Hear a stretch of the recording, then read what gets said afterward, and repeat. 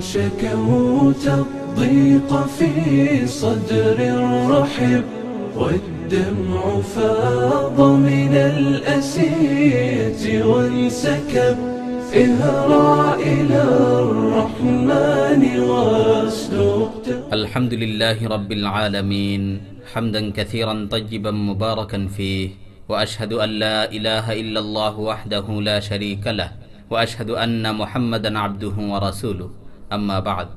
প্রিয় ভাই বোনেরা, এই ফিতনার জামানায় সোনালী যুগের মানুষগুলোর সাথে পরিচিত হওয়া আমাদের একান্ত প্রয়োজন। আর সেই সোনালী যুগের মানুষগুলো হচ্ছেন সাহাবায়ে কেরাম রাদিয়াল্লাহু আনহুম। আল্লাহ তাআলা পবিত্র কালামে মাজিদে তাদের প্রশংসা করেছেন এবং তাদের প্রতি সন্তুষ্ট হওয়ার ঘোষণা দিয়েছেন। রাসূল সাল্লাল্লাহু আলাইহি ওয়াসাল্লামও তাদের যুগকে শ্রেষ্ঠ যুগ বলে আখ্যায়িত করেছেন। রাসূল সাল্লাল্লাহু আলাইহি ওয়াসাল্লাম বলেছেন, খায়রুল কুরুনি করনি সুম্মাল্লাযীনা ইয়ালুনাহুম সুম্মাল্লাযীনা ইয়ালুনাহুম। সর্বশ্রেষ্ঠ যুগ হচ্ছে আমার যুগ, তারপর যারা আসবে, তারপর যারা আসবে।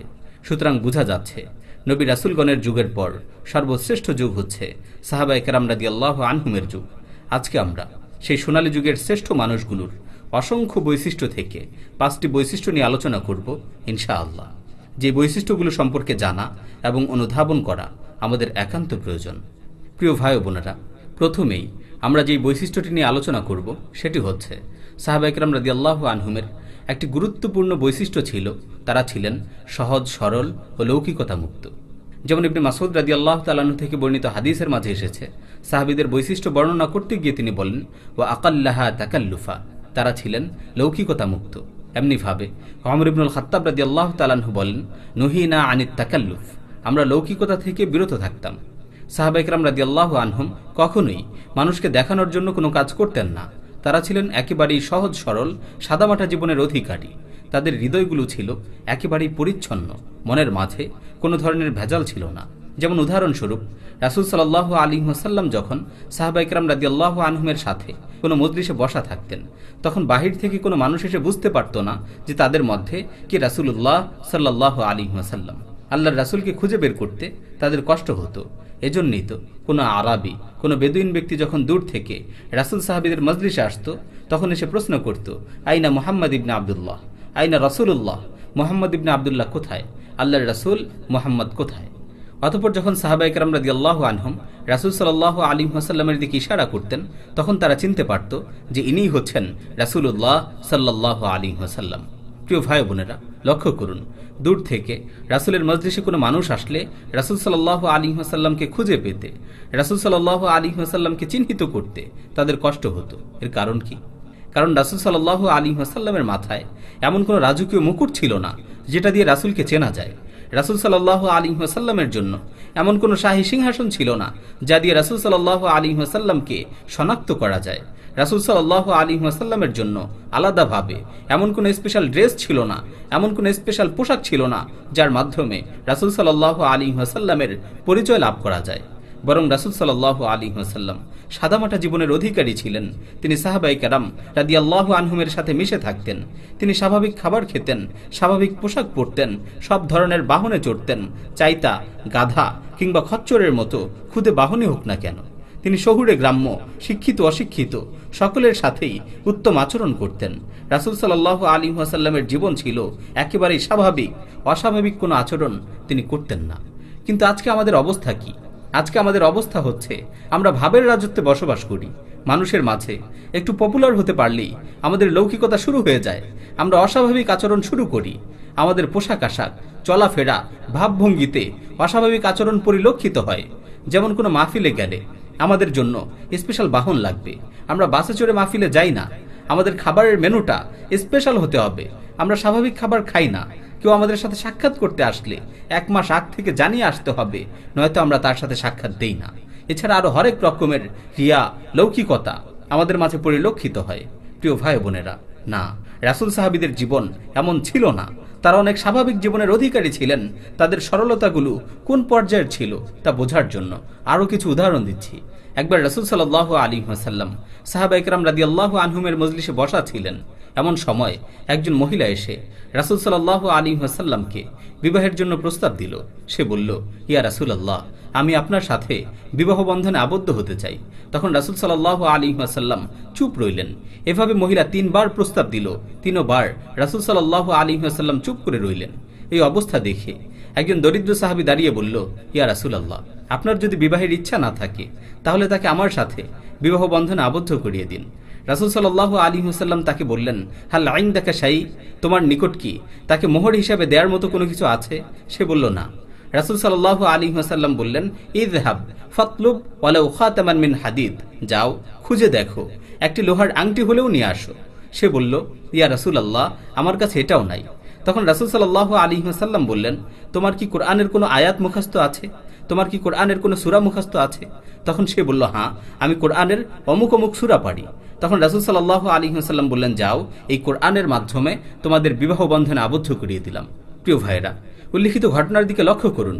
রাসূল সাল্লাল্লাহু আলাইহি ওয়াসাল্লাম ও সাহাবায়ে কেরাম রাদিয়াল্লাহু আনহুমের সরলতা দেখুন।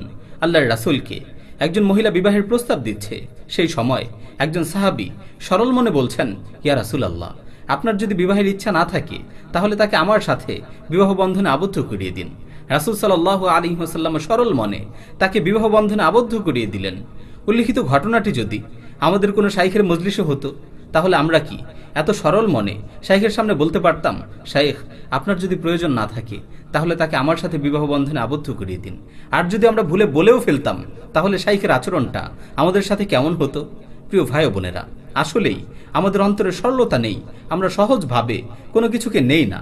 কিন্তু সাহাবায়ে কেরাম রাদিয়াল্লাহু আনহুম ছিলেন একেবারেই সহজ সরল, তাদের হৃদয়গুলো ছিল একেবারেই পরিচ্ছন্ন, তাদের হৃদয়ে কোনো ধরনের বক্রতা ছিল না। 2 নম্বরে সাহাবায়ে কেরাম রাদিয়াল্লাহু আনহুমের যে বৈশিষ্ট্যটি নিয়ে আমরা আলোচনা করব সেটি হচ্ছে, তারা যখনই কোনো ইলম অর্জন করতেন, দ্বীনি বিষয়ে কোনো জ্ঞান অর্জন করতেন, সাথে সাথেই তার উপর আমল শুরু করতেন। তাদের ইলম ছিল আমলের সাথে সম্পৃক্ত, যতটুকু শিখতেন ততটুকুর উপর আমল করতেন। কিন্তু আমাদের অবস্থা হচ্ছে এর সম্পূর্ণ বিপরীত।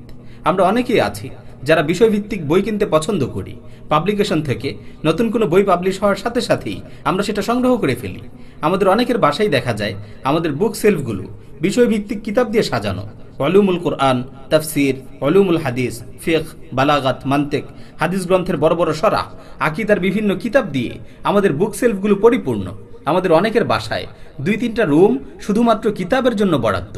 আলহামদুলিল্লাহ, কিতাব সংগ্রহ করা এটা অনেক ভালো কাজ, কিন্তু এই কিতাবের উপর আমাদের আমল কোথায়? অথচ রাসূল সাল্লাল্লাহু আলাইহি ওয়াসাল্লামের সাহাবারা যখনই কোনো কিছু শিখতেন তখনই তার উপর আমল করতেন। এজন্যই তো আব্দুল ইবনে মাসউদ রাদিয়াল্লাহু তাআলা আনহু বলেন, যখনই আমরা কোরআনের 10টি আয়াত মুখস্থ করতাম তখন আগে সেই 10 আয়াতের উপর আমল করতাম, তারপর আবারও সামনে 10টি আয়াত মুখস্থ করতাম। আল্লাহু আকবার! তারা শিখতেন, সাথে সাথেই এর উপর আমল শুরু করতেন। তাদের শেখার উদ্দেশ্যই ছিল আমল করা। প্রিয় ভাই ও বোনেরা, খুব ভালো করেই মনে রাখবেন, আমাদের কার সংগ্রহে কতগুলো বই আছে এটা আল্লাহ তাআলা দেখেন না। আমরা কে কি পরিমাণ বই পড়েছি, আমরা কে কি পরিমাণ নুসুস মুখস্থ করেছি, আয়াত হাদিস মুখস্থ করেছি, এটাও আল্লাহ তাআলা দেখেন না। আমরা কে কোন প্রতিষ্ঠান থেকে সনদ নিয়েছি এটাও আল্লাহ তাআলা দেখেন না। আমরা কে কি পরিমাণ খ্যাতি আর প্রসিদ্ধি অর্জন করেছি এটাও আল্লাহ তাআলা দেখেন না। বরং আল্লাহ তাআলা খুব গভীর দৃষ্টিতে দেখেন আমরা কে কি পরিমাণ ইলম অনুযায়ী আমল করেছি।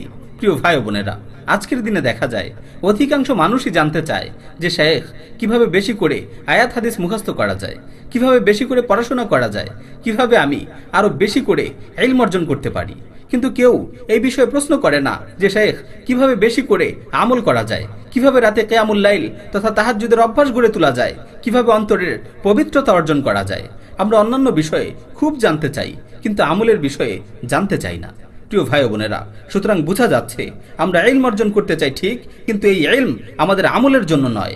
আর সাহাবায়ে কেরাম রাদিয়াল্লাহু আনহুম শুধুমাত্র আমলের জন্যই ইলম অর্জন করতেন। একটি বিষয় নিয়ে একটু চিন্তা করুন। হাদিসের প্রসিদ্ধ কিতাব মুয়াত্তা মালিকে বর্ণিত হয়েছে, আন্না আব্দুল্লাহ ইবনে ওমর মাকাসা আলা সূরাতিল বাকারা 8 সিনিনা ইয়াতাআল্লামুহা। আব্দুল্লাহ ইবনে ওমর 8 বছর লাগিয়ে শুধুমাত্র সূরা বাকারা মুখস্থ করেছিলেন। সূরা বাকারা কোরআনের একটি সূরা, যে সূরাটি মুখস্থ করতে আমাদের মাত্র 1 থেকে 1.5 মাস সময় লাগে। সেই একটি সূরা মুখস্থ করতে ইবনে ওমর রাদিয়াল্লাহু তাআলা আনহু এর লেগেছিল পুরো 8 বছর। কেন কেন এত সময় লাগলো? এর কারণ কি? তাদের কি আমাদের থেকে মেধা কম ছিল? স্মরণ শক্তির দিক থেকে তারা কি অনেক দুর্বল ছিলেন এজন্য? না, তারা আমাদের থেকে হাজারো গুণ বেশি মেধাবী ছিলেন। তাদের মেধার প্রখরতা নিয়ে আলোচনা করে শেষ করা যাবে না। শুধুমাত্র আমল করে করে পড়ার কারণে তাদের এত দীর্ঘ সময় লেগেছিল। 8 বছরে সূরা বাকারার উপর আমল করেছেন এবং সূরা বাকারা মুখস্থ করেছেন। এটাই ছিল সাহাবায়ে কেরাম রাদিয়াল্লাহু আনহুমের অবস্থা। 3 নম্বরে সাহাবায়ে কেরাম রাদিয়াল্লাহু আনহুমের যে বৈশিষ্ট্যটি নিয়ে আমরা আলোচনা করব সেটি হচ্ছে তারা বাহ্যিক আমলের চেয়ে অন্তরের আমলের বিষয়ে বেশি গুরুত্ব দিতেন। তাদের অন্তরগুলো ছিল তাওয়াক্কুল, ইখলাস, সিদক, খুশুউ দ্বারা পরিপূর্ণ। তাদের আমলগুলো ছিল একনিষ্ঠতাপূর্ণ। তাদের হৃদয়গুলো ছিল আল্লাহর ভয়ে ভীত সন্ত্রস্ত। উদাহরণস্বরূপ সাহাবাদের অন্তরের অবস্থা বোঝার জন্য একটি ঘটনা বর্ণনা করছি। একবার হানজালা রাদিয়াল্লাহু তাআলা আনহু আবু বকর রাদিয়াল্লাহু তাআলা আনহুর সাথে সাক্ষাৎ করলেন। তখন আবু বকর সিদ্দিক রাদিয়াল্লাহু তাআলা আনহু জিজ্ঞাসা করলেন, হানজালা, তুমি কেমন আছো? তোমার অবস্থা কি? তিনি বললেন, হানজালা মুনাফিক হয়ে গেছে। আবু বকর রাদিয়াল্লাহু তাআলা আনহু আশ্চর্য হয়ে জিজ্ঞাসা করলেন, সুবহানাল্লাহ, হানজালা, তুমি কেন এমন কথা বলছো? কি হয়েছে তোমার? তখন হানজালা রাদিয়াল্লাহু তাআলা আনহু বললেন, আসলে বিষয়টা হচ্ছে, যখন আমরা রাসূল সাল্লাল্লাহু আলাইহি ওয়াসাল্লামের কাছে থাকি, তিনি যখন আমাদের সামনে জান্নাত জাহান্নাম নিয়ে আলোচনা করেন, তখন আমার মনে হয় কেমন যেন আমি জান্নাত জাহান্নামকে দেখছি। আমার হৃদয়ে আলাদা এক অনুভূতি সৃষ্টি হয়, ইবাদতের আলাদা এক আগ্রহ সৃষ্টি হয়। জান্নাতকে পাওয়ার জন্য আমার হৃদয় পাগল পাড়া হয়ে থাকে। কিন্তু যখন রাসূলের মজলিস থেকে উঠে আমি আমার পরিবারের নিকট ফিরে যাই, তখন আবার সব কিছুকে ভুলে স্ত্রী সন্তানদের নিয়ে ব্যস্ত হয়ে যাই। এজন্য আমার মনে হচ্ছে আমি মুনাফিক হয়ে গেছি। তখন আবু বকর সিদ্দিক রাদিয়াল্লাহু তাআলা আনহু বললেন, আমার অন্তরেরও তো একই অবস্থা। তখন তারা উভয়ই রাসূল সাল্লাল্লাহু আলাইহি ওয়াসাল্লামের কাছে গেলেন এবং তাদের অন্তরের এই অবস্থার কথা রাসূল সাল্লাল্লাহু আলাইহি ওয়াসাল্লামকে খুলে বললেন। রাসূল সাল্লাল্লাহু আলাইহি ওয়াসাল্লাম তাদের এই অবস্থার কথা শোনার পর বললেন, ওয়াল্লাযী নাফসি বিয়াদিহি লাউ তাদুমুনা আলা মা তাকুনুনা ইনদি লাসাফাহাতকুমুল মালাইকাতু আলা ফুরুশিকুম ওয়া ফি তুরুকিকুম ওয়ালাকিন ইয়া হানজালা সাআতান ওয়া সাআ। ওই সত্তার কসম করে বলছি, যার হাতে আমার জীবন, তোমরা আমার মজলিসে এসে যে অবস্থায় থাকো, সর্বদা যদি ওই অবস্থায় থাকতে, তাহলে আসমানের ফেরেশতারা জমিনে নেমে এসে পথে ঘাটে বিছানায় তোমাদের সাথে মুসাফাহা করত। কিন্তু হে হানজালা, অন্তরের অবস্থা এক এক সময় এক এক রকম হয়। অন্তরের অবস্থার পরিবর্তন ঘটে। প্রিয় ভাইয়েরা, উল্লিখিত ঘটনার দিকে লক্ষ্য করুন। তারা নিজেদের অন্তরের অবস্থার ব্যাপারে কতটা পেরেশান ছিলেন। এমনকি অন্তরের অবস্থার এই সামান্য পরিবর্তনের কারণে নিজেকে নিজে মুনাফিক বলছিলেন। খলিফাতুল মুসলিমিন ওমর ইবনুল খাত্তাব রাদিয়াল্লাহু তাআলা আনহু নিজেকে নিয়ে পেরেশান ছিলেন। তিনি একবার হুযায়ফা ইবনুল ইয়ামান রাদিয়াল্লাহু তাআলা আনহুর কাছে যেয়ে বললেন, হে হুযায়ফা, তুমি তো রাসূল সাল্লাল্লাহু আলাইহি ওয়াসাল্লামের গোপন বিষয়গুলো সম্পর্কে জানো। আচ্ছা বলো তো, আল্লাহর রাসূল তোমাকে যে মুনাফিকদের তালিকা দিয়ে গেছেন, সেই তালিকায় কি আমার নামটা আছে? তখন হুযায়ফা রাদিয়াল্লাহু তাআলা আনহু বললেন, না হে আমিরুল মুমিনিন, সেখানে আপনার নাম নেই। একথা শোনার পর ওমর রাদিয়াল্লাহু তাআলা আনহু প্রশান্তির নিঃশ্বাস ফেললেন। প্রিয় ভাইয়েরা, সাহাবায়ে কেরাম রাদিয়াল্লাহু আনহুম এভাবেই নিজেদের অন্তরের অবস্থার প্রতি খুব লক্ষ্য রাখতেন। নিজেদের অন্তরের ব্যাপারে খুব ভয় করতেন। তারা বাহ্যিক আমলের চেয়ে অন্তরের অবস্থার প্রতি খুব বেশি লক্ষ্য রাখতেন। এজন্যই তো তারা আল্লাহর সাথে কৃত ওয়াদার ক্ষেত্রে সত্যবাদী ছিলেন। তারা নিফাক থেকে মুক্ত ছিলেন। তাদের অন্তরগুলো পুত পবিত্র থাকার কারণে তারা ইবাদতে আলাদা এক স্বাদ অনুভব করতেন, যে স্বাদ আমরা অনুভব করি না। এর কারণ হচ্ছে আমাদের অন্তরগুলো তাদের মতো পরিচ্ছন্ন না।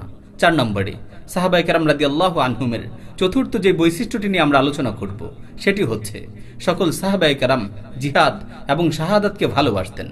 আপনি যদি সকল সাহাবায়ে কেরাম রাদিয়াল্লাহু আনহুমের জীবনের দিকে লক্ষ্য করেন, তাহলে দেখবেন তাদের মধ্য থেকে ছোট বড়, আলেম গায়রে আলেম, ফকিহ মুহাদ্দিস, ধনী গরিব, ব্যবসায়ী চাকরিজীবী, কৃষক দিনমজুর, সকল শ্রেণীর সকল সাহাবায়ে কেরাম জিহাদ ও শাহাদাতের জন্য পাগল পাড়া ছিলেন। তারা মনে প্রাণে জিহাদ ও শাহাদাতকে ভালোবাসতেন।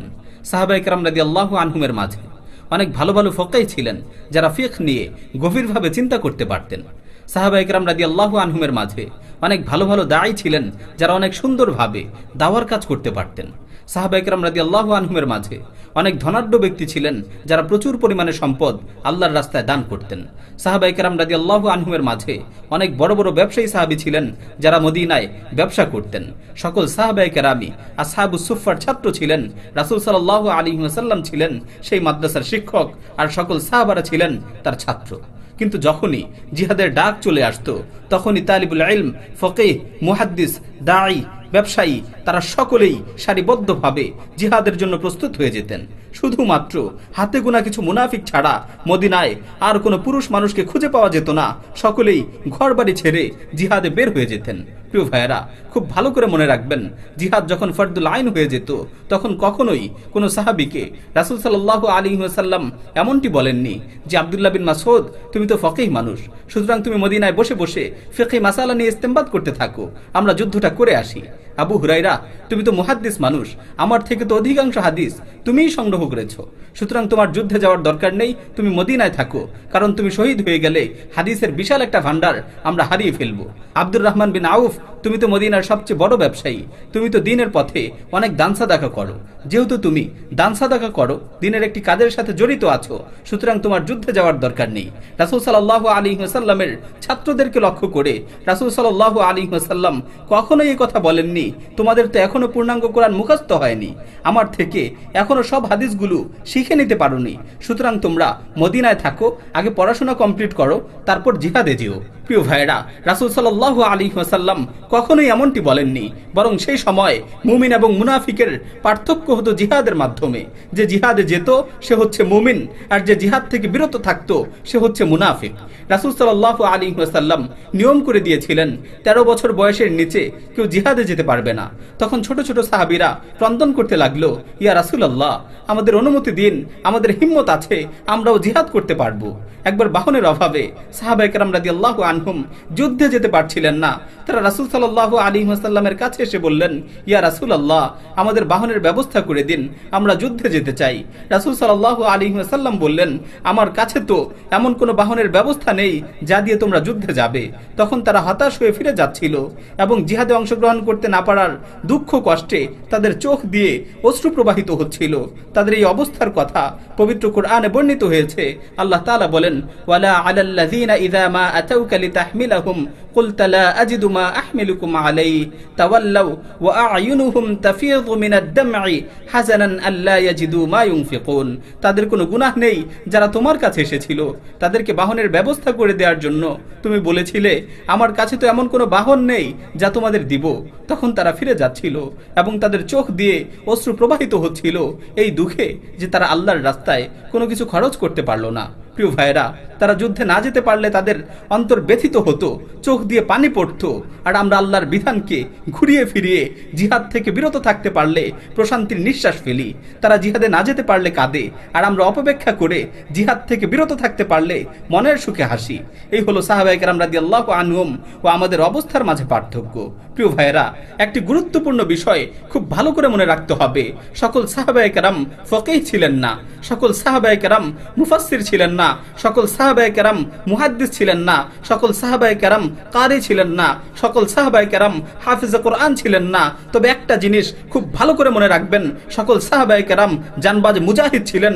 রাসূল সাল্লাল্লাহু আলাইহি ওয়াসাল্লামের জামানায় কেউ মুহাদ্দিস না হলে তাকে মুনাফিক বলা হতো না, কেউ ফকিহ না হলে তাকে মুনাফিক বলা হতো না, কেউ হাফিজে কোরআন না হলে তাকে মুনাফিক বলা হতো না।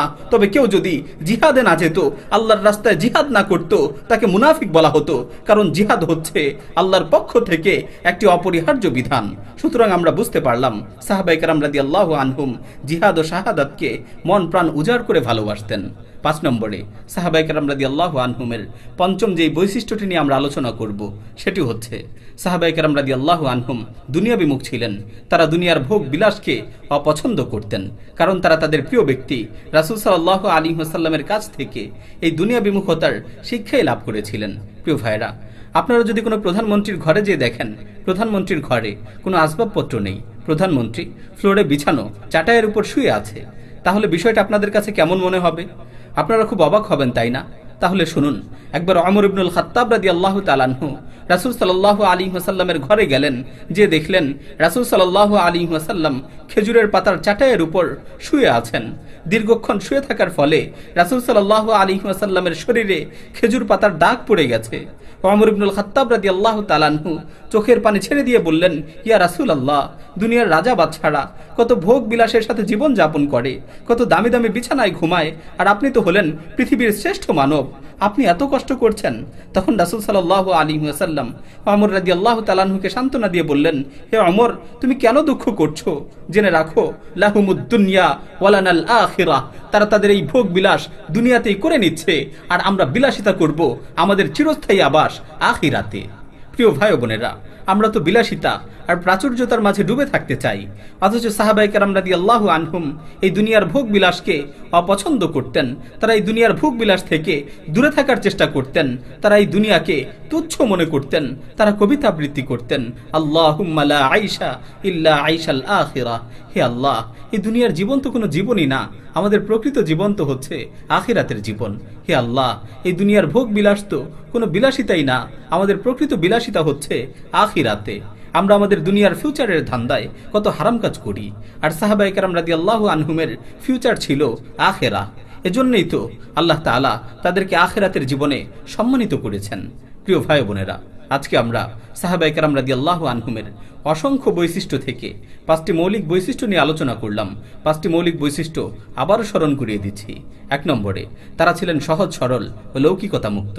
2 নম্বর, তারা যখনই কোনো ইলম অর্জন করতেন সাথে সাথেই এর উপর আমল করতেন। 3 নম্বর, সাহাবায়ে কেরাম রাদিয়াল্লাহু আনহুম বাহ্যিক আমলের চেয়ে অন্তরের আমলের দিকে বেশি গুরুত্ব দিতেন। 4 নম্বর, তারা জিহাদ ও শাহাদাতকে খুব ভালোবাসতেন। 5 নম্বর, সাহাবায়ে কেরাম রাদিয়াল্লাহু আনহুম দুনিয়া বিমুখ ছিলেন, তারা দুনিয়ার ভোগ বিলাসকে অপছন্দ করতেন। প্রিয় ভাই বোনেরা, আমরা যদি সাহাবায়ে কেরাম রাদিয়াল্লাহু আনহুমের এই মৌলিক বৈশিষ্ট্যগুলো আমাদের জীবনে প্রয়োগ করতে পারি, তাহলে আমাদের জীবনও সফল হয়ে যাবে ইনশাআল্লাহ। হে আল্লাহ, আপনি আমাদের জীবনকে তাদের রঙে রঙিন করে দিন, তাদের দেখানো পথে আমাদের পরিচালিত করুন। আমিন। ওয়া আখিরু দাওয়ানা আনিল হামদুলিল্লাহি রাব্বিল আলামিন।